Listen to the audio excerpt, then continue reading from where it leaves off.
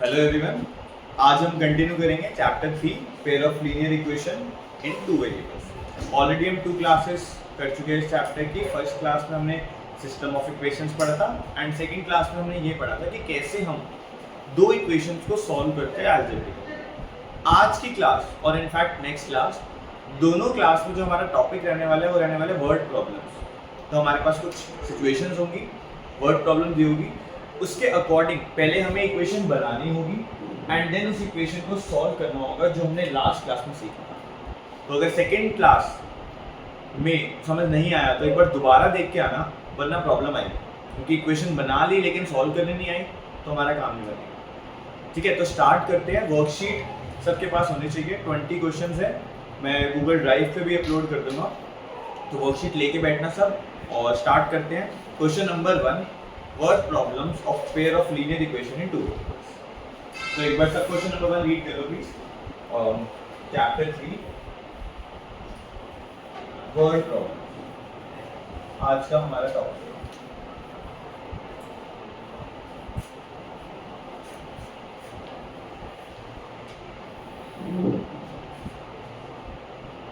Okay, so question number 1 एक बार सब पढ़ ले। चंपा went to a sale to purchase some pants and skirts. ठीक है, when her friends asked her how many of each she had bought, she answered the number of skirts is 2 less than twice the number of pants purchased. तो question को पढ़ के एक बात समझ आ रही है, यहाँ से हमारी फर्स्ट इक्वेशन निकलने वाली है। आगे बढ़ते हैं। Also the number of skirts is 4 less than 4 times the number of pants purchased. ठीक है, यहाँ से सेकेंड इक्वेशन आ जाएगी। Help her friends to find how many pants and skirts Champa bought. NCERT का क्वेश्चन है। सबसे पहला काम, जब भी हम क्वेश्चन को स्टार्ट करेंगे, क्वेश्चन नंबर 1 है हमारा, हमें लेट करना होगा x और y। हमें पता होना चाहिए हम निकालने क्या जा रहे हैं। अगर कभी बाय एनी चांस नहीं समझ आ रहा कि हमें क्या निकालना है, तो क्वेश्चन की लास्ट लाइन पढ़ लिया करो। बेस्ट टेक्निक है पहचानने की क्या निकालना है। कहीं हमें x और y ही पता नहीं लग रहा, तो x और y कैसे पता लगेगा? जो क्वेश्चन की लास्ट लाइन है पढ़ लो। चंपा सेल पे गई है, उसने 2 चीजें खरीदी हैं, कुछ पैंट्स और कुछ स्कर्ट्स। हमें नहीं पता तो हम लेट कर लेते हैं। Let the number of skirts purchase, let the number of skirts purchase be x, और similarly let the number of pants purchased, बिल्कुल बेसिक काम कर रहे हैं, and let the number of pants purchased be y। अब हम directly equation बनाने चलेंगे, तो यहाँ पे हेडिंग डाल देंगे ATQ। ATQ का मीनिंग होता है according to question. First equation की बात करते हैं, जो इन्वर्टेड कॉमर्स में लिखे हैं उसको पढ़ो ध्यान से। थर्ड लाइन में आ जाओ। The number of skirts यानी x, नंबर ऑफ स्कर्ट्स हमने x लिया है, is 2 less than twice the number of pants purchased। ठीक है, तो नंबर ऑफ स्कर्ट्स यानी x is यानी equal to 2 less than twice the number of pants। Number of pants y है, तो twice of y minus 2। ये हमारी बन गई इक्वेशन था। दोबारा देखते क्या हुआ है। Number of skirts is 2 less than twice the number of pants। तो नंबर ऑफ पैंट्स हमारी y थी, तो 2y minus 2, ये बन गई हमारी इक्वेशन नंबर 1। सिमिलरली आगे बढ़ते हैं। ऑल्सो फोर्थ लाइन पे आ रहा हूं मैं। The number of skirts is 4 less than 4 times the number of pants। बहुत इजी है, सेम बात बोली गई है। The number of skirt is 4 less than, किससे 4 कम है? 4 times the number of pants, 4y minus 4। अब डायरेक्टली यहाँ पे हमें इक्वेशन हमारे पास अवेलेबल है दोनों, कैसे सॉल्व करेंगे? Substitution method. x की वैल्यू 2y minus 2 है एंड x की वैल्यू 4y minus 4 भी है। इक्वेट कर देते हैं। This implies 2y minus 2 equals 4y minus 4। हम क्या करेंगे? 2y को उधर भेज देंगे, 4y minus 2y हो जाएगा, और ये वाला 4 उधर चला जाएगा, तो 4 minus 2 हो जाएगा। इससे क्या हुआ? यहाँ पर बन गया 2y, इधर बन गया 2, सो y की वैल्यू आ गई 1। और y1 आ गई तो कहीं पे भी डाल दो y की वैल्यू, फर्स्ट इक्वेशन में डाल देते हैं। यहाँ पर अगर मैं y को 1 डालता हूँ तो चेक करके देखो 2 इंटू 1 माइनस 2 यानी 0 हो जाएगा। तो x हमारा 0 आ जाएगा। ठीक है, बिल्कुल बेसिक काम है, एक वेरिएबल आ जाए दूसरा कैसे निकालना है मत पूछना प्लीज, बहुत सिंपल काम है। किसी भी इक्वेशन जहां बन जाए अपने आप थोड़ा दिमाग लगाना, कौन से में इजी है, फर्स्ट वाले में इजी लगा था तो फर्स्ट वाले में जाके डाल दिया। तो यहां से हम ये हमारा क्वेश्चन नंबर 1 था। कंक्लूडिंग स्टेटमेंट सब खुद लिखेंगे, मैं यहाँ पे नहीं लिख रहा हूँ। तो लास्ट लाइन में क्या लिखनी है, नंबर ऑफ स्कर्ट्स, क्योंकि x है तो number of skirts purchased is 0 and number of pants purchased is 1। तो ये हमारा क्वेश्चन नंबर 1 था, बिल्कुल बेसिक क्वेश्चन, बिल्कुल इजी क्वेश्चन था कि हमारे पास x और y हमने लेट करा, दो इक्वेशंस बनाई, दोनों इक्वेशंस को सॉल्व करा using substitution method. This is our question number 1।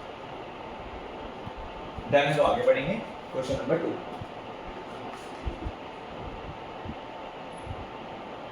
देखो सो इनका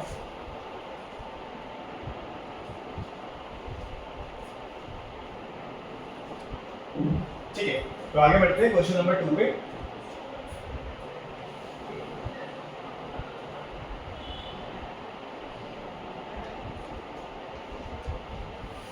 ठीक है, क्वेश्चन नंबर 2 पर आते हैं, प्लीज सब रीड कर लो।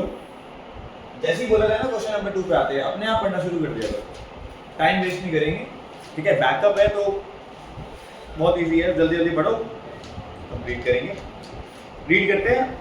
आफ्ताब टेल्स हिज डॉटर, यानी दो जनों की बात हो रही है, आफ्ताब और उसकी डॉटर। वो अपनी डॉटर को कहता है 7 years ago, 7 साल पहले, I was 7 times as old as you were then, यानी 7 साल पहले मैं तुम्हारी एज का 7 times था। ऑल्सो 3 years from now, यानी 3 साल बाद, I shall be 3 times as old as you will be, यानी जब आफ्ताब 3 साल बाद उसकी जो एज होगी और उसकी डॉटर की एज भी 3 साल बाद जब हो जाएगी तो वो 3 times होगा। तो इनको हम बोलते हैं एज वाले क्वेश्चन, और बिल्कुल सिंपल सी स्ट्रैटेजी यूज करनी है। सबसे पहले तो लेट कर लेते हैं, क्वेश्चन नंबर 2 में सबको समझ आ गया होगा। लेट आफ्ताब प्रेजेंट एज, और प्रेजेंट क्यों ले रहे हैं, क्योंकि भाई इसमें ना 7 साल पहले की बात भी है, 3 साल बाद की बात भी है, तो प्रेजेंट एज की बात करते हैं। Let Aftab present age be x years।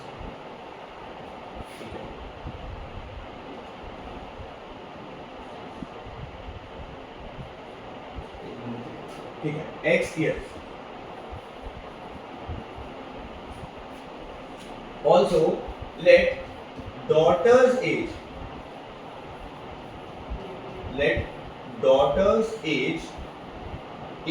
present age बोलेंगे अभी, daughter's present age be y। ठीक है, अगर गलती से उल्टा ले लो, भाई आफ्ताब की एज को y ले लिया, डॉटर की एज को x ले लिया, कोई टेंशन नहीं है, आंसर सेम आएगा। ठीक है, घबराना नहीं है। चलो अब बात करते हैं 7 years ago। तो जैसे पुरानी पिक्चरों में नहीं होता था कि भाई 7 साल पहले एक हेडिंग आती थी और फिर स्टोरी दिखाते थे, सेम हम यहाँ पे हेडिंग डालने वाले हैं।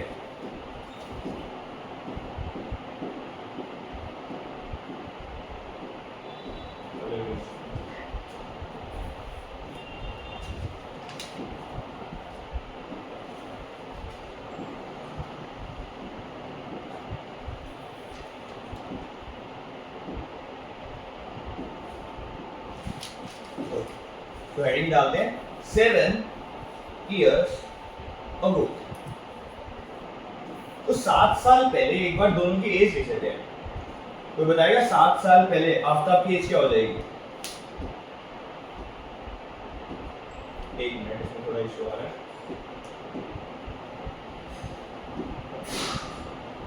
ठीक है, 7 years ago आफ्ताब की एज की बात करते हैं।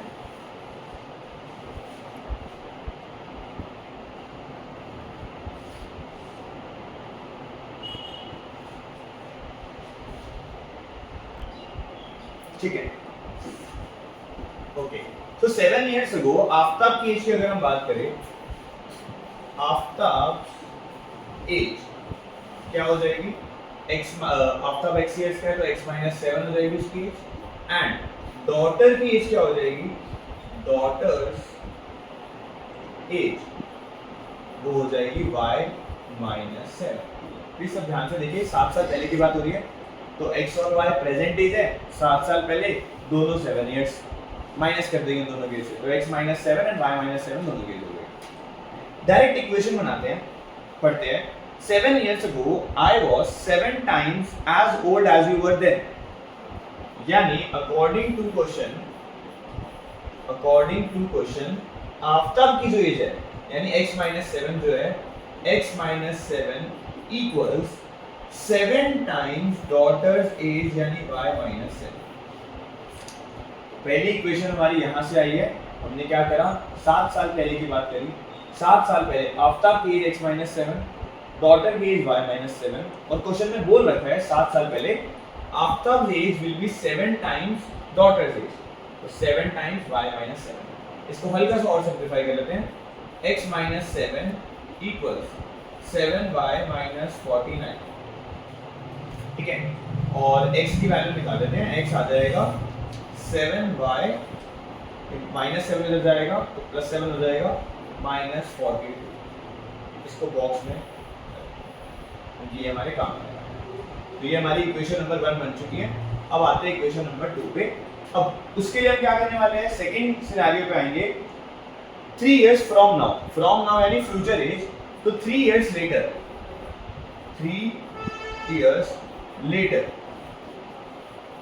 अब बहुत बच्चे कंफ्यूज होते हैं, 3 इयर्स लेटर यहां से बात हो रही है या यहां से बात हो रही है, प्लीज ध्यान से समझना। 3 इयर्स लेटर एक्चुअल एज से बात हो रही है, ऐसा नहीं है 7 इयर्स से 3 इयर्स लेटर की बात हो रही है, नहीं, 3 इयर्स लेटर यहां से बात हो रही है। फिर आप एक लाइन पे डाल देता हूं, ठीक है। तो 3 इयर्स लेटर हमने दोनों की एज लिख देंगे फिर से। Aftab age will be x plus 3 and daughter's age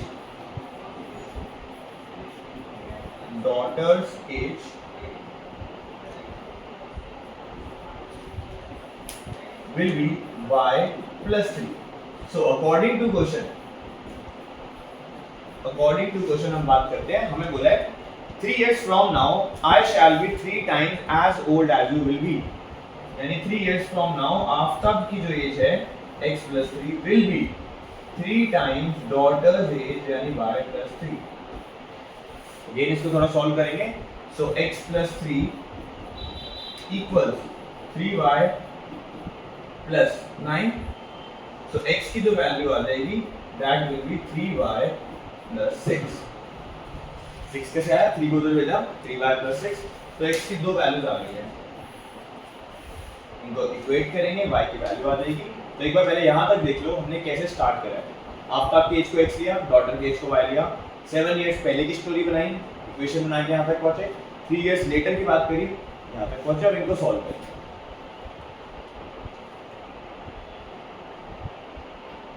ठीक है, हल्का सा ऊपर कर लो इसको, प्लीज सब कुछ ना।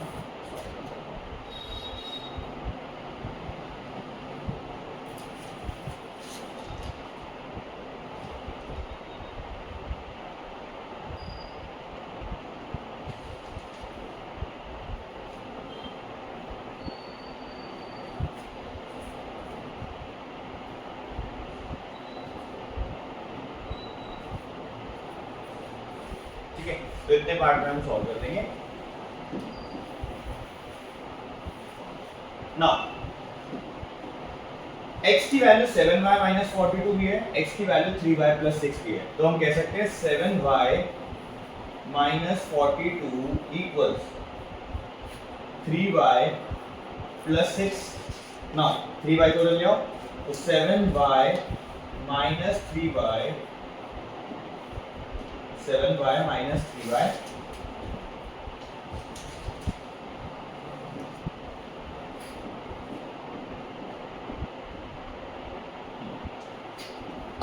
Equals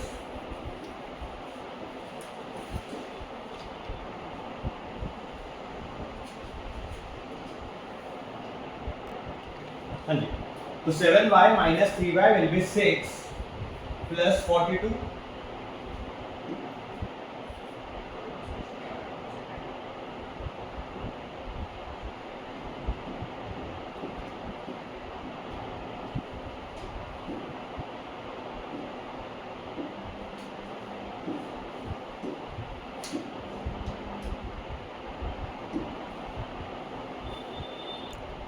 okay, so 7y minus 3y will be 6 plus 42. इसको यहाँ पर सॉल्व कर रहा हूँ, ठीक है. तो 7y minus 3y is 4y.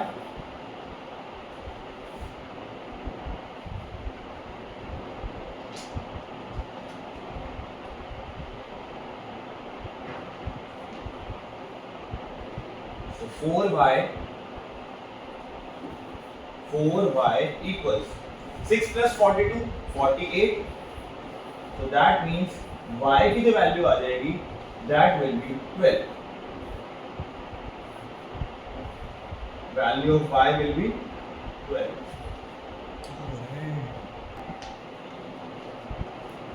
ठीक है डन.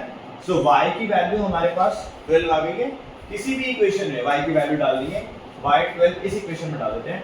सो 12 टाइम्स 3 36, 36 प्लस 3 6, x आ जाएगा हमारे पास 42 दिया.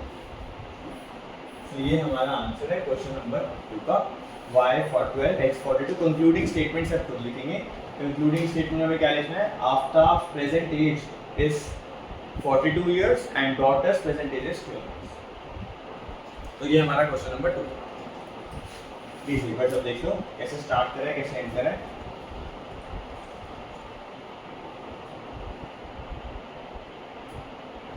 डन. आगे बढ़ते हैं. Question number 3, very easy question, speed से करेंगे इसको. ओके, सो हम आते हैं क्वेश्चन नंबर 3 पे. एक बार सब पढ़ लो जल्दी से. The coach of a cricket team buy 7 bats and 6 balls. जल्दी से करेंगे. For rupees 3800. Later she buys 3 bats and 5 balls for rupees 1750. Find the cost of each bat and each ball. So हम let कर लेते हैं. Let cost of one bat be rupees x, and similarly let cost of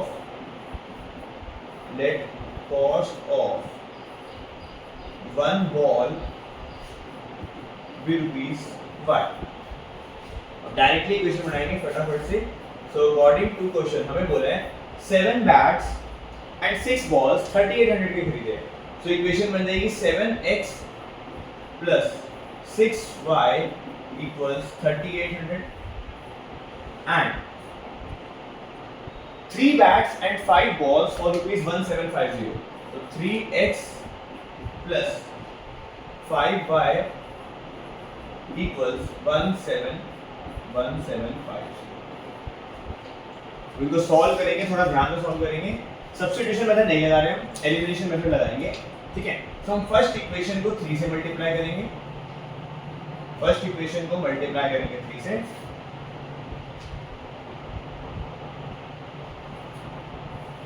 and second equation को multiply करेंगे 7 से. I hope सबको पता होगा. जिनको नहीं पता प्लीज एक बार दोबारा देख लो. 7x को 3 से मल्टीप्लाई करने पे 21x दिखेगा. सेम 3x को 7 से मल्टीप्लाई करने पे 21x दिखेगा. उसके बाद हम दोनों इक्वेशंस को माइनस कर लेंगे, x एलिमिनेट हो जाएगा. सो एलिमिनेशन मेथड हम यूज कर रहे हैं.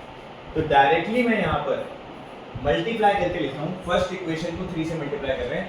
7x into 3 21x plus 6y into 3 18y and 3800 into 3. तो 2 zeros, 8 times 3 24, 11400 हमारे पास आ गया. सेम यहाँ पर 3x into 7 21x plus 5y into 7 35y equals 1750 into 7. So 0 5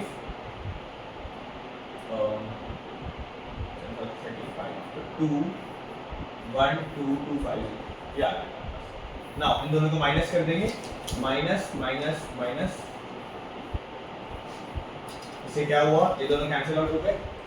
18y minus 35y is minus 17y. And यहाँ पर भी इन दोनों को माइनस करेंगे. सो 850 आ रहा है हमारे पास. Negative of 850. तो यहाँ से हम y निकाल लेंगे. y will be minus 850 upon minus 17. So this implies y equals 50. यानी cost of each ball जो आ रही है that is rupees 50. किसी भी इक्वेशन में फर्स्ट इक्वेशन में डाल देते हैं. यहाँ पर 7x प्लस 6y है तो 6 into y यानी 50 300 हो जाएगा इक्वल्स 3800 तो 7y equals 3500 y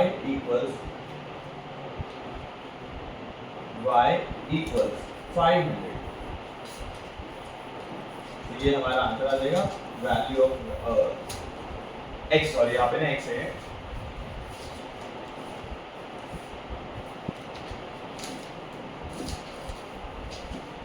ये x था तो value of x equals rupees 500 so x 500 y 50 यानी एंड इंक्लूडिंग शीट में लिख देना cost of one bat is 500 and one ball is 4 सो ये हमारा क्वेश्चन नंबर 3 था क्वेश्चन नंबर 4 और कर लेते हैं जल्दी से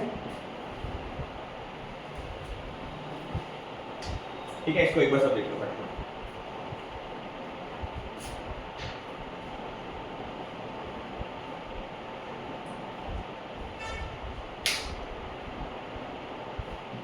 ठीक है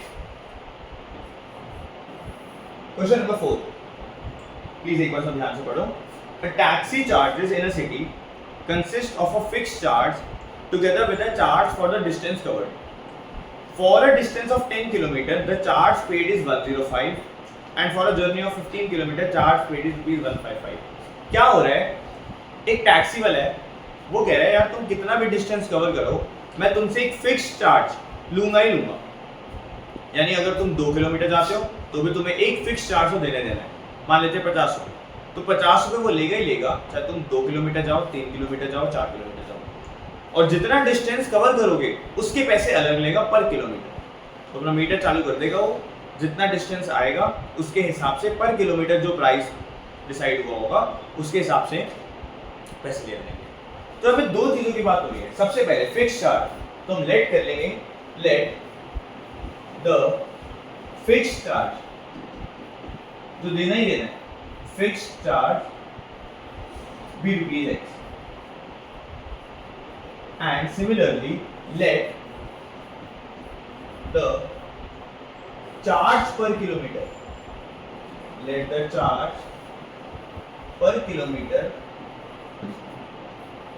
be rupees y यानी फिक्स चार्ज और चार्ज पर किलोमीटर हमने x और y मान लिया अब पढ़ते ध्यान से सेकंड लाइन पे आ जाओ for a distance of 10 kilometre the charge paid is rupees 105 यानी 10 किलोमीटर ट्रैवल करने के लिए 105 रुपए देने पड़ते हैं सो अकॉर्डिंग टू क्वेश्चन अगर मैं 10 किलोमीटर जा रहा हूं तो मैं x रुपीस तो पे करूंगा फिक्स चार्जेस और 10 किलोमीटर के हिसाब से 10y रुपीस पे करूंगा क्योंकि पर किलोमीटर y रुपीस करने पे सो 10 किलोमीटर के हिसाब से 10y करने पड़ेंगे और हमें दे रखा है टोटल कॉस्ट कितनी है रुपीज 105 सो फर्स्ट इक्वेशन हमारी बन गई x plus 10y equals 105 same काम आगे बात करते हैं for a journey of 15 kilometre तो जर्नी ऑफ 15 किलोमीटर में x रुपीस अगेन पे करने पड़ेंगे और 15 किलोमीटर के हिसाब से 15y पे करना होगा और उसके लिए रुपीस 155 दे रखा है कि उसके लिए जो प्राइस पे करना है वो 155 करना है यही डायरेक्ट बहुत इजी इक्वेशंस डायरेक्ट सॉल्व करेंगे elimination method minus minus minus minus करा है यहाँ पे 10y minus 15y minus 5y 105 minus 155 minus 50 देख लो एक बार सब ध्यान से इन दोनों को माइनस करा -5y इन दोनों को माइनस करा -50 सो y की वैल्यू आ जाएगी -50 अपॉन -5 यानी y is 10 y is ₹10 अब y अगर ₹10 है तो यहाँ पर इनपुट कर देते हैं x आ जाएगा हमारे पास तो x plus 100 is ₹105 so x की वैल्यू आ जाएगी ₹5 so हमारे पास जो फिक्स चार्जेस थे वो ₹5 थे एंड चार्ज पर किलोमीटर 10 रुपीस था क्वेश्चन खत्म नहीं हुआ है प्लीज कोई स्किप ना करें आगे बढ़ लो how much does a person have to pay for travelling 25 kilometre यानी हमसे एक और चीज पूछी है 25 किलोमीटर अब अगर 25 किलोमीटर जाएंगे तो अगेन x रुपीस देने साथ में 25 किलोमीटर के हिसाब से 25 वाई अमाउंट बन जाएगा हमारा। वैल्यू है डाल देंगे तो x की वैल्यू 5 प्लस 25 इंटू 10 कैलकुलेट कर सकते हो, अमाउंट आ रहा है ₹255। तीन आंसर हमें दे दिए इस क्वेश्चन में, value of x, value of y and total cost जो पड़ेगी 25 किलोमीटर। तो ये हमारा क्वेश्चन नंबर 4।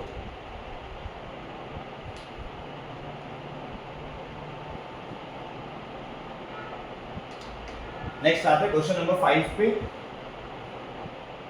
इसके बाद क्वेश्चन नंबर 6 होमवर्क है, फिलहाल के लिए हम क्वेश्चन नंबर 5 कर रहे हैं।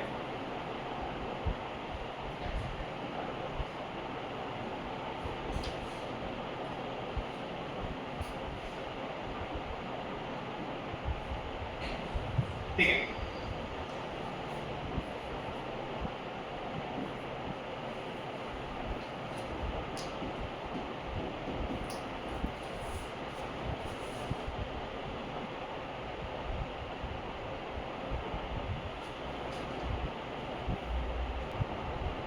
ओके। सो क्वेश्चन नंबर 5 पे आते हैं। इंटरेस्टिंग क्वेश्चन है, प्लीज सब ध्यान से सुनेंगे। पढ़ लेते हैं। The ratio of incomes of to persons is 9:7 and the ratio of their expenditure is 4:3. If each of them manages to save 2000 per month, find their monthly income। यानी हमें दोनों की मंथली इनकम निकालनी है। स्टार्टिंग से समझते हैं, हमें देखा रखा है, हमें उनकी इनकम का रेशियो गिवन है। तो हमें गिवन क्या है? The ratio of incomes is 9:7। तो अपन लिख देते हैं रेशियो ऑफ इनकम्स जो हमें गिवन है दैट इज 9:7। क्लियर है आपकी बात? तो हम लेट कर रहे हैं इनकम ऑफ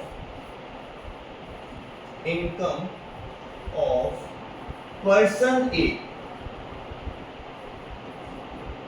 भी 9 है, इस सब ध्यान से समझेंगे, and income of person B भी 7। यहाँ पे ध्यान से समझेंगे। देखो 9:7 उनकी इनकम का रेशियो है, तो हमने क्या लेट करा? पहले वाले की इनकम 9x ले ली, पर्सन ए की, और पर्सन बी की इनकम 7x ले ली। सेम बात एक्सपेंडिचर के बारे में बोली गई है, तो यहाँ पे बात करते हैं ratio of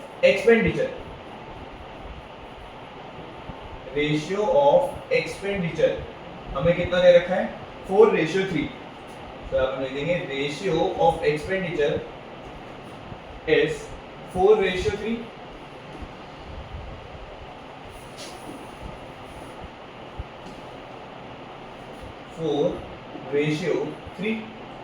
So expenditure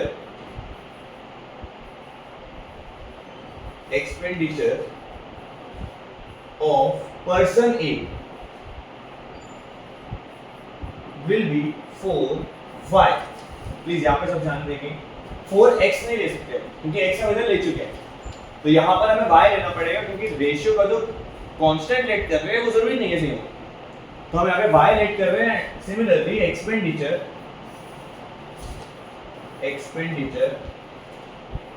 of person B वो कितना हो जाएगा? 3y। तो अभी तक हमने बिल्कुल बेसिक काम किया।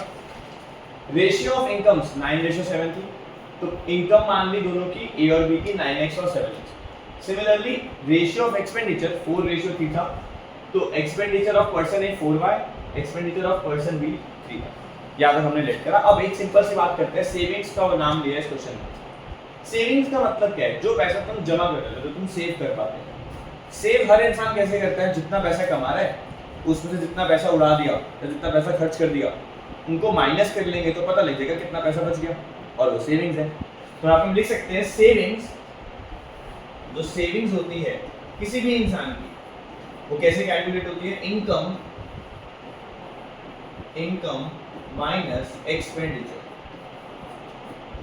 बिल्कुल बेसिक बात है, सोच के देखो, कोई फॉर्मूला नहीं है ये। Savings equals income minus expenditure. तो यहां से हमारे पास इक्वेशन आएगी। तो अकॉर्डिंग टू क्वेश्चन हमें बोला है दोनों मंथली 2000 रुपए सेव कर लेते हैं। अब अगर दोनों 2000 रुपीज सेव कर रहे हैं, सो इनकम कितनी है पर्सन ए की 9x, एक्सपेंडिचर उसका 4y है, तो हम कह सकते हैं 9x minus 4y, 9x minus 4y is 2000।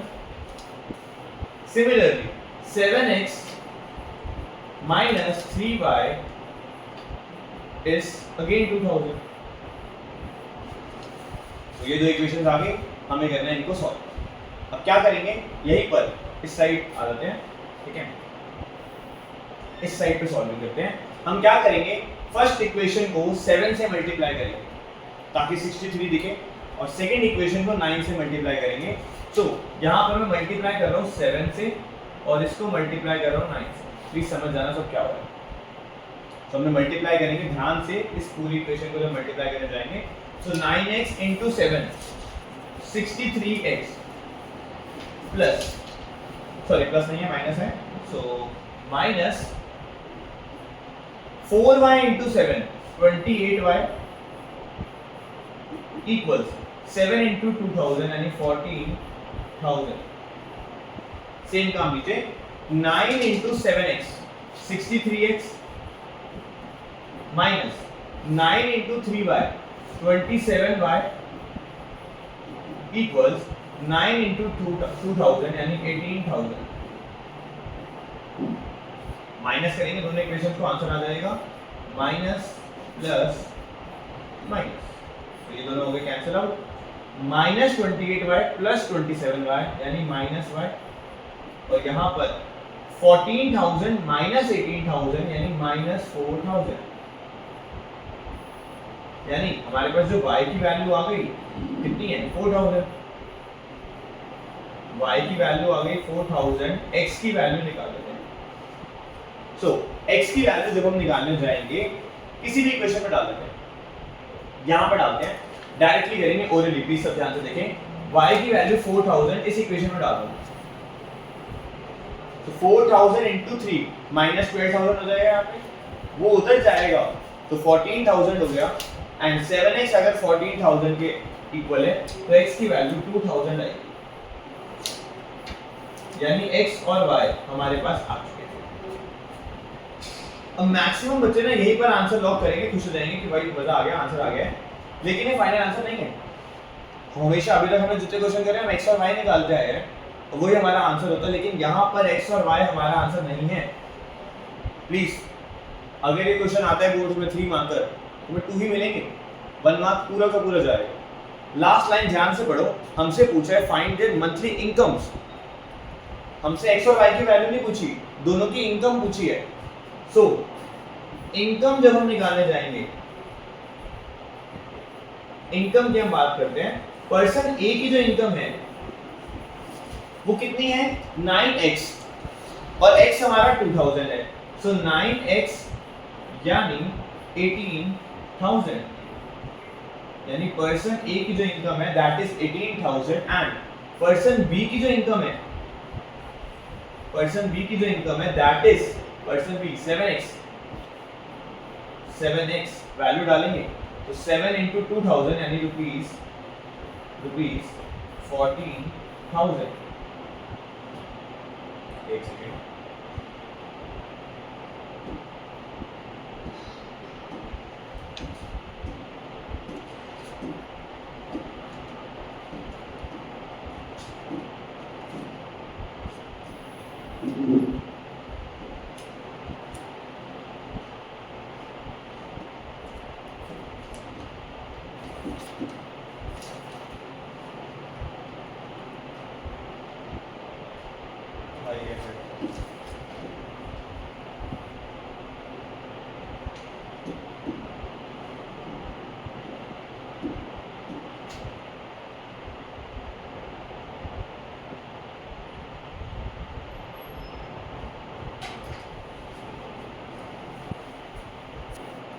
ठीक है।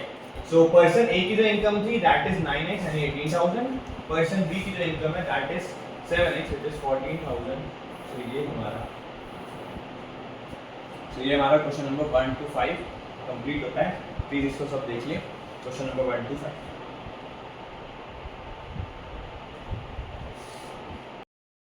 ओके, सो फर्स्ट 5 क्वेश्चन हम कर चुके हैं। स्टार्ट करते हैं क्वेश्चन नंबर 6 से। 2 डिजिट नंबर, डिजिट्स वाला क्वेश्चन है ये, सो एक बार सब रीड कर लो। क्वेश्चन नंबर 6, ठीक है, the sum of a 2 digit number and the number obtained by reversing the digits. Maximum question है ना नंबर और नंबर रिवर्स हो रहा होता है। सो स्टार्ट करते हैं। सबसे पहले मैंने 2 पार्टीशन डाला है। ओरिजिनल नंबर की बात करते हैं तो 2 डिजिट नंबर में एक टेंस प्लेस होती है, एक वंस प्लेस होती है, सबको पता होगा। हम लेट कर लेते हैं जो वंस प्लेस पे, tens place and ones place, हम लेट कर लेते हैं वंस प्लेस की जो डिजिट है वो x है और टेंस प्लेस की जो डिजिट है वो y। सिंपल सी बात, जो वंस प्लेस पे डिजिट है उसको x मान लिया, जो टेंस प्लेस पे डिजिट है उसको y मान लिया, ठीक है। तो नंबर क्या बनेगा? नंबर 8th और 9th में से क्वेश्चन हम करके आ चुके हैं। तो जो नंबर बनता है वो बनता है 10y प्लस x। देखो ध्यान से, y टेंस प्लेस पे है तो वो 10 से मल्टीप्लाई होगा। काफी बच्चों को कंफ्यूजन हो सकती है। जैसे फॉर एग्जांपल मैं पूछता हूं 72, तो तुम इसको बोलोगे 70 प्लस 2। ऐसा क्यों बोलते हैं हम? क्योंकि 7 टेंस प्लेस पे तो वो 10 से मल्टीप्लाई होता है। अगर हम बोले 112 तो उसको सब बोलेंगे 100 प्लस 10 प्लस 2। तो जो डिजिट जिस प्लेस पर है उसकी प्लेस वैल्यू से मल्टीप्लाई करता है। सेम यहाँ पे जब वेरिएबल थे y टेंस प्लेस पे तो हमने 10y लिया। तो प्लीज सब इस बात का ध्यान रखेंगे, 10y क्यों आया है, y प्लस x नहीं लिखेंगे। जब हम नंबर बनाते हैं तो हम 10y प्लस x लिखेंगे। ये हमारा ओरिजिनल नंबर है, तो यहाँ पे मैं हेडिंग डाल देता हूँ, यहाँ पे लिख देते हैं ओरिजिनल, ठीक है। प्लीज सब ध्यान देंगे, ये ओरिजिनल नंबर की बात कर रहे हैं। अब जब हम रिवर्स कर देंगे डिजिट्स को, तो रिवर्सिंग द डिजिट्स मान लेते हैं। रिवर्स जब हम करते हैं तो हमारे पास टेंस और वंस प्लेस सेम है, लेकिन जब नंबर बदला तो टेंस और वंस वाली प्लेस उल्टी हो गई। दैट मींस जो हमारा टेंस प्लेस पे था y वो अब वंस प्लेस पे है और x जो था वंस प्लेस पे वो अब टेंस प्लेस पे आ गया है। जो नंबर रिवर्स करा तो x और y बदल गए और उसी के अकॉर्डिंग हमारा नंबर भी बदल जाएगा। तो हमारा जो नंबर बनेगा अब वो क्या बनेगा, 10x प्लस y। तो अब तक हमने कुछ सॉल्व नहीं करा, हमने बस ये पहचाना कि नंबर हमारा जब ओरिजिनल नंबर है वो ऐसा है, रिवर्स करने के बाद वो नंबर ऐसा बन जाएगा। ये अभी तक हमने लिखा है, प्लीज यहाँ तक समझ लो, उसके बाद की बात करते हैं। देख लो, यहाँ तक हमने दोनों नंबर लिख लिए। अब आगे बढ़ते हैं। The sum of a 2 digit number and the number obtained by reversing the digits is 66। यानी इन दोनों नंबर्स का जो सम है, तो यहां से हम डायरेक्टली अकॉर्डिंग टू क्वेश्चन हम डायरेक्टली बोलने वाले हैं कि इन दोनों का सम 66 है। That means 10y plus x और 10x प्लस y, इन दोनों का सम 66 गिवन है।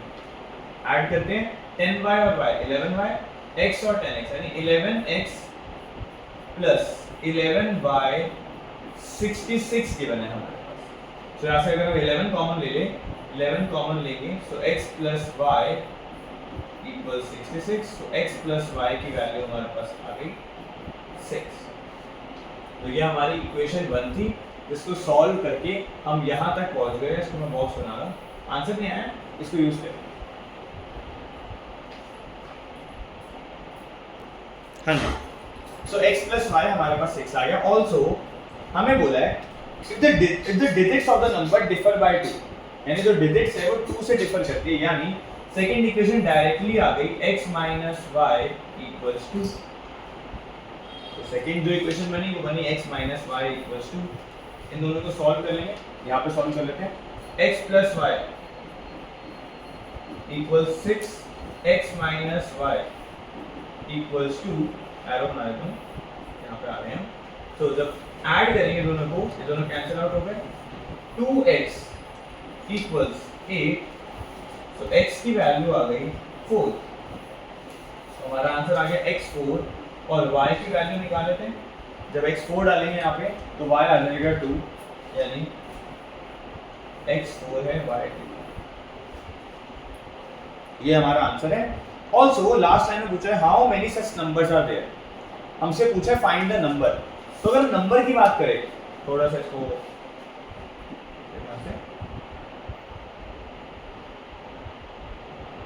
ठीक है,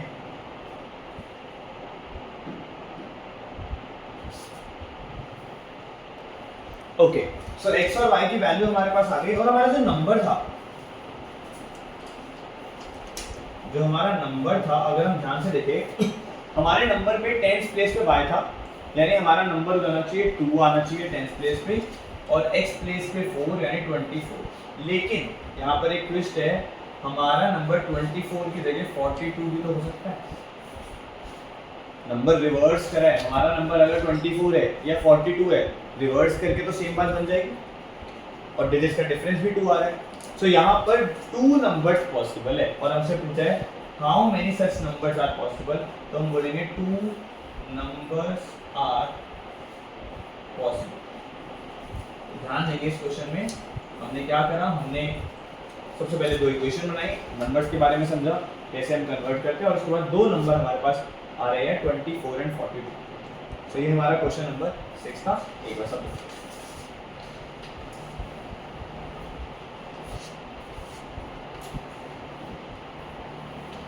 done. So let's move to question number 7. Again सब रीड कर लो एक बार। Question number 7, Meena went to a bank to withdraw rupees 2000. ठीक है, she asked the cashier to give her rupees 50 and rupees 100 notes only. तो उसने bank में गई, 2000 रुपए के खुले चाहिए उसको, तो उसने बोला 50 और 100 के नोट्स देना भाई, 20 का नहीं चाहिए। तो 50 और 100 उसकी कंडीशन है कि 2 ही नोट्स चाहिए, तो हम लेट कर लेते हैं, let rupees 50 notes, let rupees 50 notes she got B rupees X, sorry B X, rupees नहीं होंगे, नंबर ऑफ नोट्स है, and similarly let rupees 100 notes she got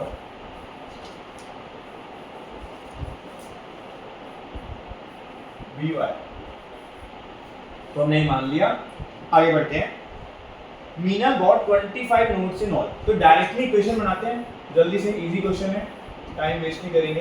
total 25 notes मिले, यानी एक बात क्लियर है, x प्लस वाई 25 है, question ने बोल दिया साफ साफ, टोटल नोट्स 25 मिले उसको। ऑल्सो अब जो 2000 रुपए 50 नोट्स, रुपीज 50 और रुपीज 100 के नोट्स, इन सब के बारे में, इन सबको कंबाइन करके एक इक्वेशन बनाएंगे, देखते हैं कैसे। देखो रुपीज 50 के उसको x नोट्स मिले, यानी टोटल अमाउंट जो उसको मिला वो बन गया 50x। मानते हो, मान लो 50 रुपीज के 4 नोट्स है तुम्हारे पॉकेट में, तो कितने पैसे हुए, 200 रुपए। हमने क्या करा, जितने नोट्स है मल्टीप्लाई कर दिया वैल्यू ऑफ ईच नोट। तो यहाँ पर भी सेम, रुपीज 50 के x नोट्स थे, तो रुपीज 50x उसके पास पैसे आ गए, प्लस 100y, सेम यहाँ पे 100 नोट्स और रुपीज 100 नोट्स, और कितने नोट्स है y, तो 100y, और इसकी वैल्यू कितनी होगी 2000। ये 2 इक्वेशन है हमारे पास, इन दोनों को सॉल्व करके हम आंसर निकालेंगे। एक काम कर लेते हैं, ये इक्वेशन बने यहाँ पे एरो डाल दो, इसको हल्का से सॉल्व करते हैं। 50 कॉमन ले लेते हैं, ब्रैकेट में आएगा x प्लस 2y इक्वल्स 2000। सो x प्लस 2y की वैल्यू कितनी आ गई, 2000 को 50 से डिवाइड कर लेंगे, 2000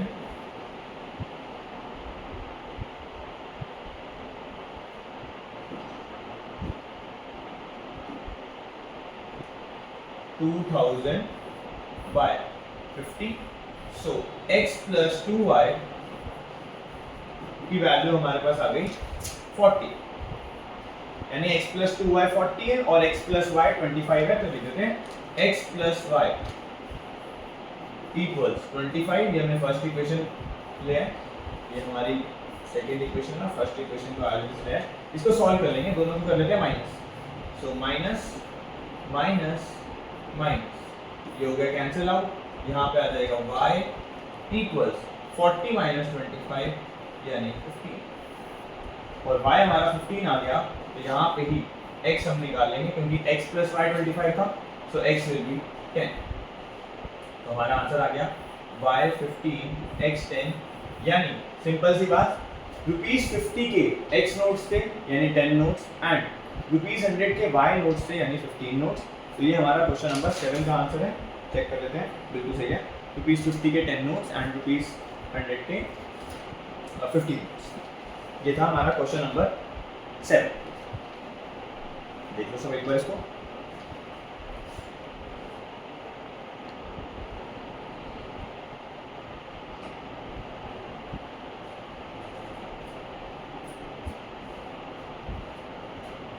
ठीक है, इजी है चैप्टर, मतलब अगर वर्ड प्रॉब्लम सॉल्व करने में मजा आने लग गया तो बहुत आसान है। आगे बढ़ते हैं क्वेश्चन नंबर 8 पर। देखा जाए तो क्वेश्चन होमवर्क भी ले सकता हूं मैं, ठीक है। ऐसा सेम क्वेश्चन अभी हमने करा था बट कर लेते हैं, पढ़ लेते हैं। अ लेंडिंग लाइब्रेरी एनसीईआरटी का क्वेश्चन है, ये बैंक वाला क्वेश्चन भी एनसीईआरटी का है, तो दोनों आने चाहिए हमें। पढ़ लो एक बार।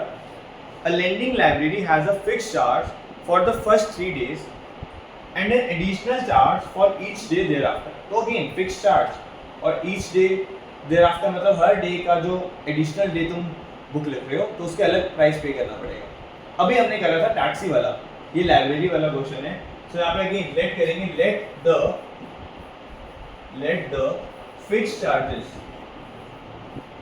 the fixed charges be ₹X and similarly let the charge per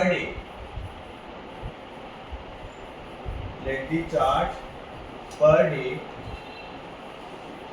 be ₹Y। ठीक है, तो आगे बात करते हैं। ध्यान से, इसमें ना इक्वेशन में हल्का सा ट्विस्ट आएगा तो प्लीज सब ध्यान से पढ़े क्वेश्चन को।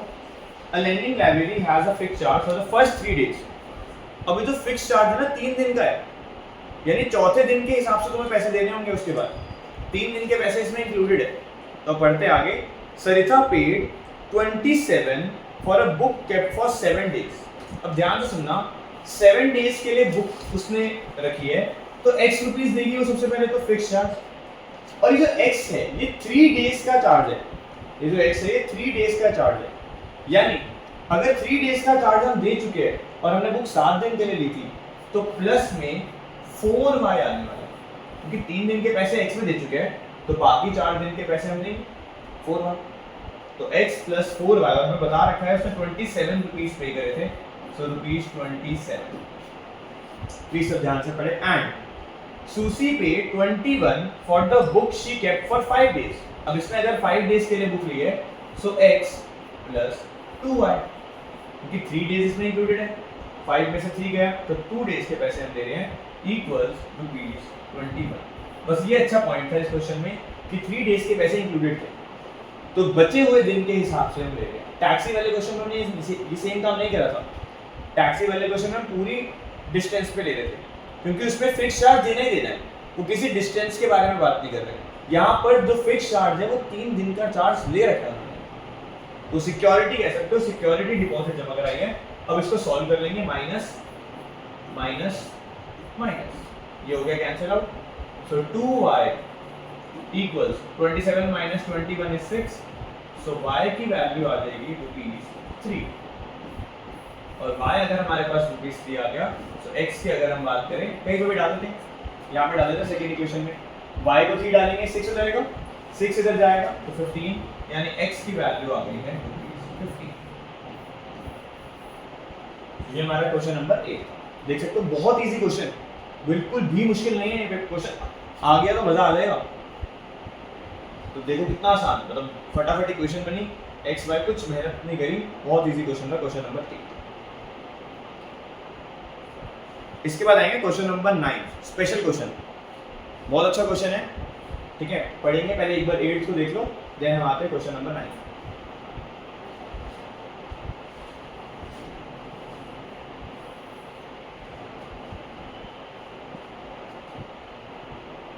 ठीक है जी, पढ़ लो एक बार क्वेश्चन नंबर 9। रीड कर लो, ठीक है। काफी बच्चे तो बोलेंगे कि सर ये सिलेबस में है ही नहीं। क्वेश्चन देखो, the age of father is twice the sum of ages of his 2 children, यानी 3 जने आ गए, फादर और 2 बच्चे। तुम बोलोगे 3 वेरिएबल तो यार है ही नहीं सिलेबस में, तो मतलब ये हमारा आउट ऑफ सिलेबस है, बिल्कुल लगेगा, ठीक है। और लगना गलत भी नहीं है, लेकिन ऐसा नहीं है। तो प्लीज सब ध्यान से सुनेंगे, स्पेशल क्वेश्चन है एग्जाम्पलर का। तो पढ़ते हैं, the age of father is twice the sum of ages of his 2 children, after 20 years his age will be equal to sum of ages of his 2 children. तो एक चीज हम ऑब्जर्व करेंगे, इंडिविजुअली किसी भी बच्चे के बारे में बात नहीं करेंगे, बार बार सम ऑफ एजेस ऑफ चिल्ड्रन लिखा है, किसी भी एक बच्चे के बारे में बात नहीं करी, बार बार सम ऑफ एजेस आया, सम ऑफ एजेस। तो हम क्या करने वाले हैं, सबसे पहले तो let father's age, let father's present age ले लो, फादर्स प्रेजेंट एज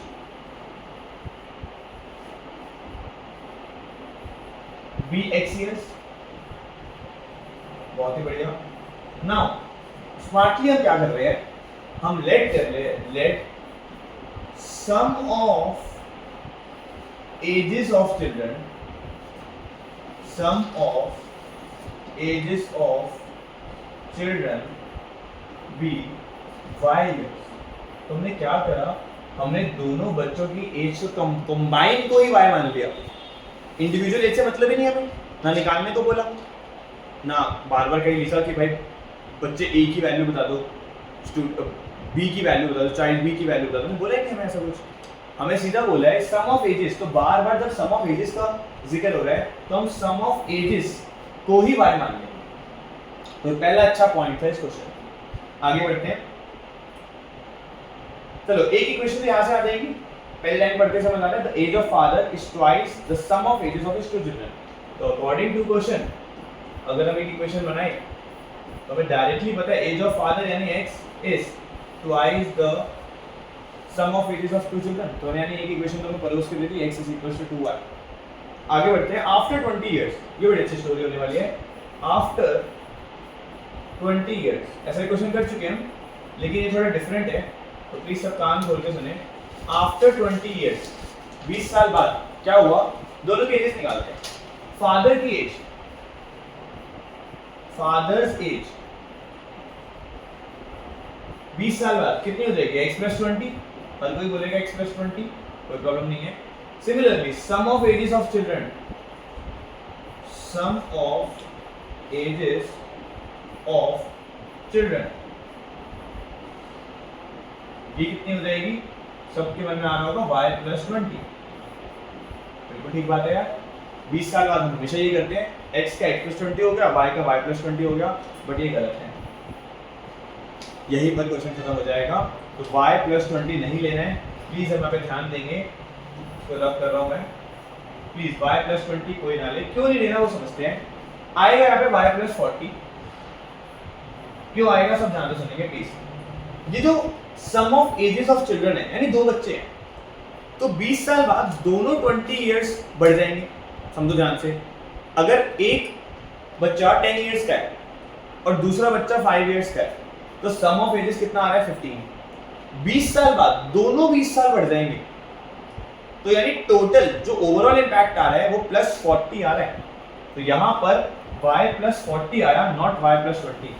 तो प्लीज सब ध्यान देंगे, y + 40 क्यों आया, स्पेशल स्टेप था, यही पे गलती होती है, सब ध्यान देंगे। उसके बाद क्वेश्चन आसान है, हमें बोला है आफ्टर 20 इयर्स यानी 20 साल बाद हिज एज, हिज कौन, father age will be equal to ages of, will be equal to sum of ages of his children.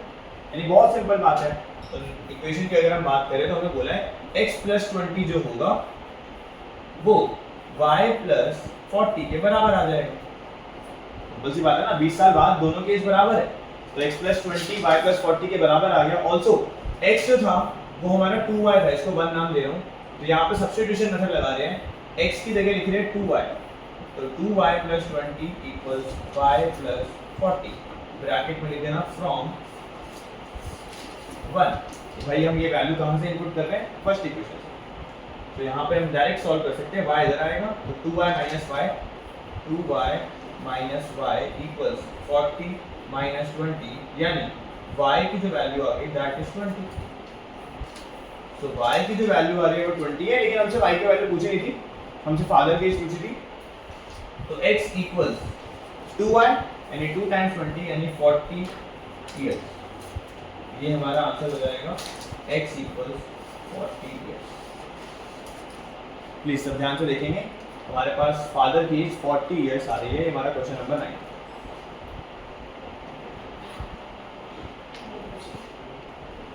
Okay, सो ये हमारा क्वेश्चन नंबर 9 था। सो क्वेश्चन नंबर 10 पे आते हैं।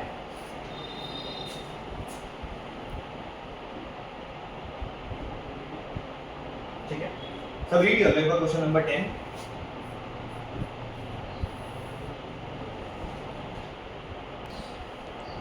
ठीक है, पढ़ो ध्यान से। There are some students in two examination halls A and B to make the number of students equal in each hall. तो सबसे पहले ना थोड़ा डायग्राम सा बनाते हैं, ठीक है, थोड़ा ढंग से प्रेजेंटेबल बनाते हैं इस क्वेश्चन को। तो दो हॉल्स हैं, hall A and hall B. Clear है यहाँ तक? ठीक है, पार्टीशन में डाल देते हैं। हम मान लेते हैं हॉल ए में x स्टूडेंट्स हैं और हॉल बी में y स्टूडेंट्स हैं। हमने क्या करा, दो हॉल्स हैं, दो एग्जामिनेशन हॉल्स हैं, हमें नहीं पता कितने बच्चे दोनों में, तो हमने हॉल ए में x मान लिए, बी में y मान लिया। अब आगे बढ़ते हैं। There are some students in two examination halls A and B to make the number of students equal in each hall 10 students are sent from A to B. यहां से इक्वेशन बनाएंगे, देखेंगे कैसे। 10 बच्चे हमने ए टू बी में transfer कर दिए। अब उससे क्या हुआ, दोनों हॉल्स में नंबर ऑफ स्टूडेंट्स इक्वल हो गए।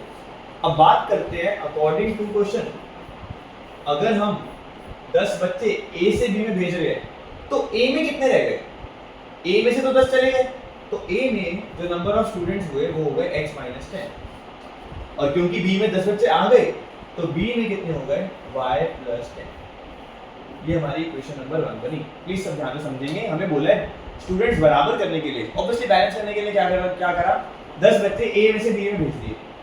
तो एक बात क्लियर है, ए पे पहले x बच्चे थे यानी x माइनस 10 हो जाएंगे, बी में y थे तो y प्लस 10 हो गए। आगे सेम स्टोरी, यहाँ पर एक काम करते हैं, दोबारा 2 बॉक्सेस बना लेते हैं, a and b, hall a and hall b।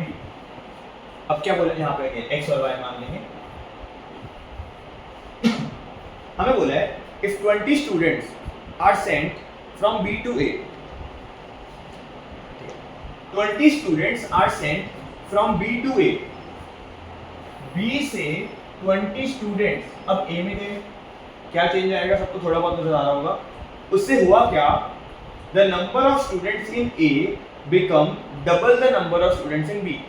तो पहले बात करते हैं A में कितने हो जाएंगे। 20 स्टूडेंट्स A में आए हैं तो A में जो नंबर ऑफ स्टूडेंट्स हो जाएंगे x प्लस 20, और B में जो स्टूडेंट हो जाएंगे वो हो जाएंगे y माइनस 20। ध्यान से समझेंगे, B से A में गए हैं तो A में x प्लस 20, B में y माइनस 20। इससे हुआ क्या, जो number of students in A थे वो डबल हो गए B के, यानी हम कह सकते हैं x plus 20 is 2 times y minus 20। ये बन गई हमारी दोनों इक्वेशन। इक्वेशन बनाना आसान नहीं है, कभी जो बच्चा पहली बार पढ़ेगा वो कंफ्यूज हो जाएगा, हो क्या रहा है यार, कौन सा बच्चा कहाँ जा रहा है। तो हमें अगर थोड़ा डायग्राम टाइप बनाएंगे तो थोड़ा सा इजी हो जाता है, थोड़ा सा समझने को हमें भी आसानी होगी और टीचर को भी आसानी होगी समझने में कि क्या हुआ है। ठीक है, तो इसको सॉल्व करेंगे। सॉल्व कैसे करते हैं, यहाँ से x की वैल्यू निकालते हैं। x की वैल्यू आ जाएगी y प्लस 20, माइनस 10 हो गया, प्लस 10 हुआ तो y प्लस 20। ये वाली वैल्यू हम इधर इनपुट कर देंगे सब्स्टिट्यूशन मेथड। सो x की जगह लिखेंगे y प्लस 20, सो y plus 20 plus 20 equals 2y minus 40। Now y plus 40 equals 2y minus 40। इधर 2y यहाँ पे है, इस y को इधर भेज रहे हैं माइनस y, माइनस 40 इधर गया तो 40 प्लस 40, यानी हमारे पास आ जाएगा y equals 80।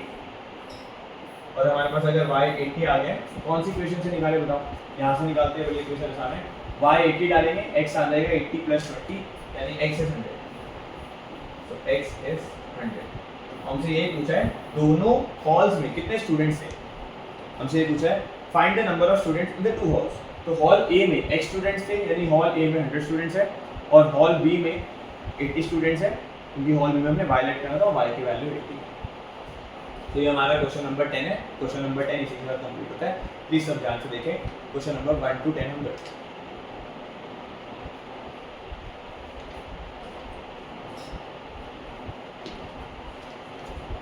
A to Z पूरा अच्छा क्वेश्चन हुआ है, प्लीज सब ध्यान से देखें।